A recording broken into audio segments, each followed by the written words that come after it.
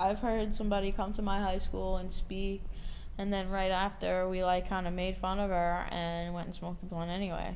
Like, that's not gonna be me. I'm not gonna be that loser. And I turned out to be that so-called loser. Screw the world, I'm getting high.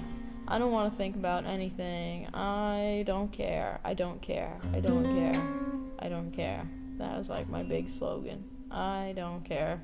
You know, it didn't occur to me that I could be, you know, living the heroin addict, cokehead, crack smoking, blunt smoking, alcohol drinking lifestyle that will essentially ruin my life.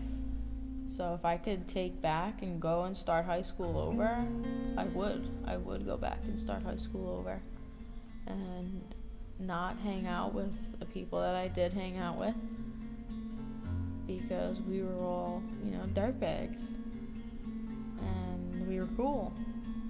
And now we're still dirtbags and we're not cool. I hid my true self with drugs and with trying to fit in when I knew the person that I was, but I never wanted to show anybody who I was because I was embarrassed. If you lose yourself, like who you really are, it's hard to get that person back. And I lost like a good portion of my child life, teenage life, which you're supposed to enjoy and remember. I wish I would have never did hardcore drugs and would have still been a kid, you know. Kids are gonna experiment, regardless you tell them not to, or if you tell them all of the bad things that can come of it. I never wanted to admit to myself that I need help. I am out of control, I can't control myself. And admitting that to somebody else, you kind of just feel like you're giving them the power. Like your pride is shot. I could not understand how somebody can live their life without even drinking, like on the weekend, just to like let loose. You would never think to just do heroin one day. I can tell you the stages that led me to it.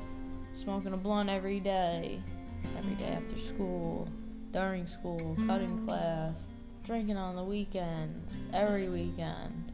I'm sniffing like 30 bags and just getting a headache and hardly a high. So it escalated to shooting up. And once he shot me up, that was it. Like I needed one bag and I was gone for the whole day. But eventually that one bag turns into anything more than that, like 10 bags, 20 bags, 50 bags, as much as I could afford is what I was buying. After a while, I wasn't even to get high anymore.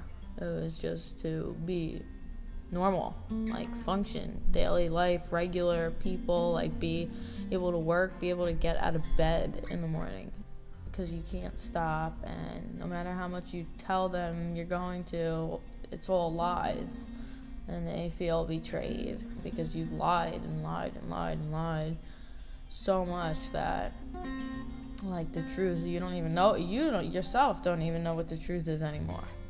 I started getting high again while I was pregnant, and I always said, like, how could somebody use while they're pregnant? That's disgusting. You know, the baby never asked to be brought into this world.